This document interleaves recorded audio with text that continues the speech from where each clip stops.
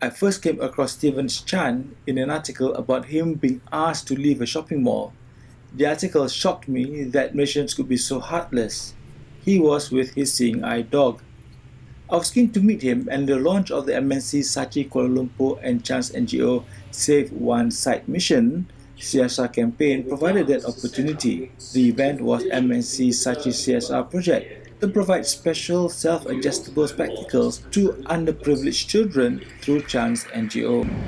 Well, I am age 52 now. I was an active businessman, and at the age of 40, I was infected with glaucoma, which I later found out it was an eye disorder that has got no cure. It never come across my mind that I will be one day having an eye problem, because up to then my eyesight was perfect. I don't wear glasses at all. So when glaucoma hit me, I was really in a shock, and then surgeries after surgeries, many doctor treatments, but still by the time I turned 45 in 2007, I lost my eyesight completely. So now I'm totally blind, and it took me a year to come out of this depression and to go into community work, to create as much awareness as I can about glaucoma, because it's no symptom, it's no sign at all. So it's a very dangerous eye disorder, and as of now, though there is no official statistics, but there's an estimate of nearly 100,000 Malaysians are affected by it. And worldwide, there's more than 70 million people right now, and it's growing.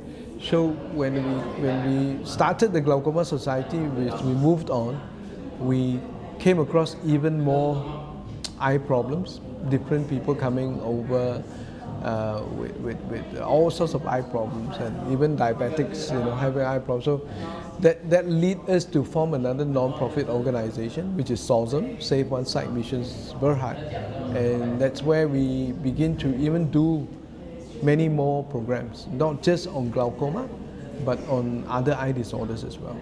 Yeah. Could you tell us about this facility that you have? This is Dialogue in the Dark. It's a social business enterprise, meaning that all the profits that we earn from this exhibition here goes back to the community works that we do. Dialogue in the Dark is from Germany. It's been around for the last 25 years, and whenever anyone asks me to explain what Dialogue in the Dark is all about, it's imagine you are now going into a world without eyesight, and now without your eyesight, you have to rediscover the world around you.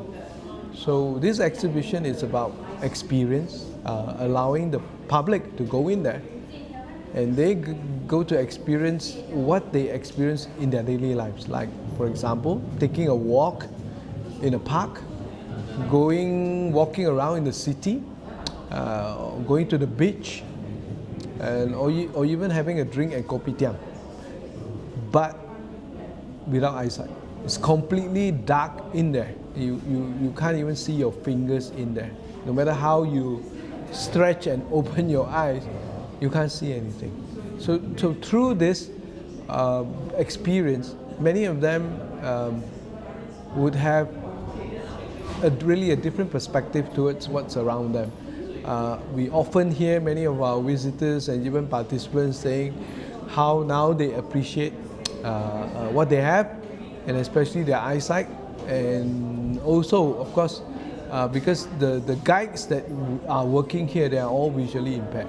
So in a way, it helps us to let the public understand the life of the visually impaired, and to really know that they are actually no difference if given the opportunity to work, to do what they can do.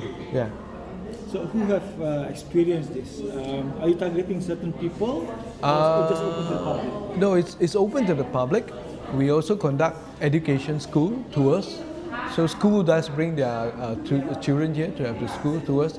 And of course, corporates, we conduct business workshop, teamwork training, leadership training through Dialogue in the Dark. Because all this training is done in complete darkness. Yeah, and so far we have served quite a number of corporates. Yeah. Why would the corporates come and experience it? Well, in a way, it's a teamwork training with a difference. Yeah, it's a well-established training program. Dialogue in the Dark has been around 25 years. Our training program has been around for the last 8 years. It makes its debut every year at the economic forums, World Economic Forums, and they've served more than 500 organizations all over the world. You're talking about big corporates. It's a proven training model. And on top of that, with the support from the corporate companies, they're actually helping to sustain a social enterprise, a CSR project. So on one hand, they get their training value. Yeah.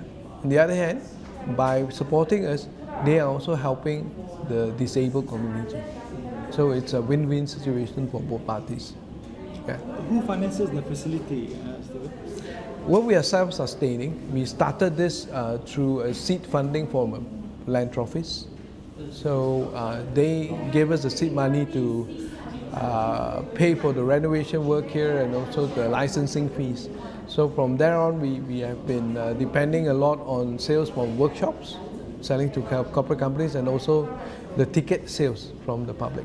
Yeah, that's how we sustain. But of course, we want to get more donations coming in and then more support from the corporate companies so that we can continue to sustain and extend and bring this throughout our nation. Yeah. Tell us about the experience in bringing your seeing eye dog to the mall. And then how has that developed? Yeah. Well, yeah, it's creating quite a lot of news. Yeah. The guide dog. My last attempt was Pavilion, and since then we have not been going. Yeah, but I guess now they noticed me already when I come. But what was encouraging for us was that a few malls have already contacted me and said that if I want to visit, they are happy to host me and my guide dog, LaShawn, provided that I give them a call in advance. Say, for example, I want to visit, I have to call them 1 or 2 days before so that they can arrange it because they want a security or a concierge to follow me so that, you know, they can actually help us to ward off any unwanted attention from the public. Yeah. Okay. Also, there have been at least one taxi driver who has who willingly said that he'll help anybody with a guide dog. Yeah. Well, LaShawn is the first and only guide dog in Malaysia. At this point of time, there isn't any, but it's very encouraging for me to hear this call from this taxi driver, and I think they are starting a campaign this Sunday at 1U, if I'm not mistaken. It's about doing a forum there about the discussion on Muslims touching dogs. Yeah. And the taxi driver is going to be there. And I hope I can be there as well. It's amazing why yours is the only seeing eye dog, right? Because overseas I see so many. Yeah. Why is that? Is it training facility or? Well, sadly, I don't know why, but only 2 years ago that I did some research on guide dogs, and I found out that in Malaysia there's none. And when I checked with the blind agencies, they said it's impossible to do it here in Malaysia because we are a Muslim nation. That's what they told me. But I felt, no, that should be the way, because this is like helping the visually impaired. It's proven all over the world already. So why not Malaysia? So it took me quite a while, nearly 2 years, to be able to find a willing partner from China to help us start the guide dog school in Malaysia.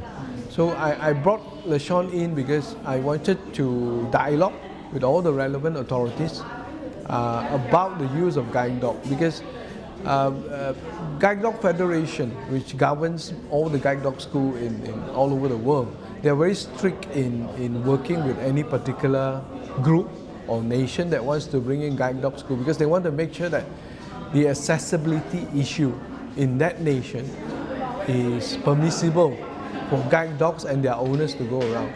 So at this point of time, sadly, our Malaysian law has not gadgeted for this at all. In fact, we are still, the animal rights and a lot of all those laws are still pre-independent days. So there's always been a call for them to change that. And that's what I do right now with my guide dog, to actually advocate for that social inclusion, so that we can be allowed to go to all public places. Yeah. So this guide dog school, is that going to be a reality soon? Hopefully. We're praying hard for it, so we are looking forward in 2 years. That's what our target is. As we dialogue with the authorities, we want to start the school.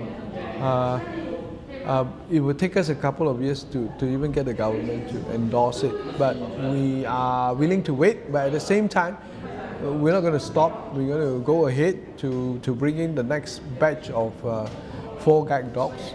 We are now in the process of interviewing some of the visually impaired friends already, including a few Muslim friends.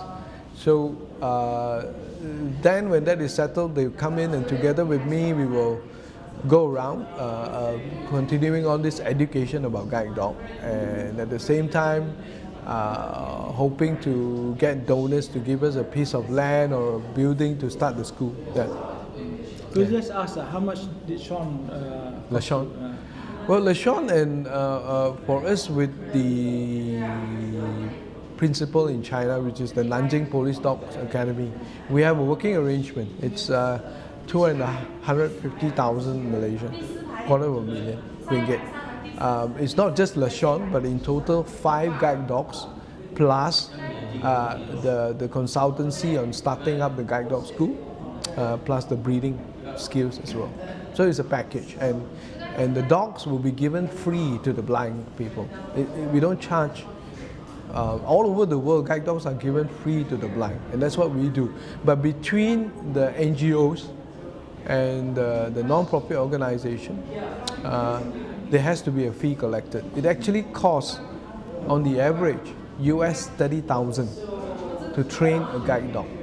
So in a way, the China Nanjing Police Dogs Academy is also subsidizing this campaign with us here. Yeah. I mean, it's at the end of the day, I think it's all about empathy for the visually impaired social, because at the end of the day, the guide dog is just a tool. It's his companion to help him do whatever he wants, just like any normal person.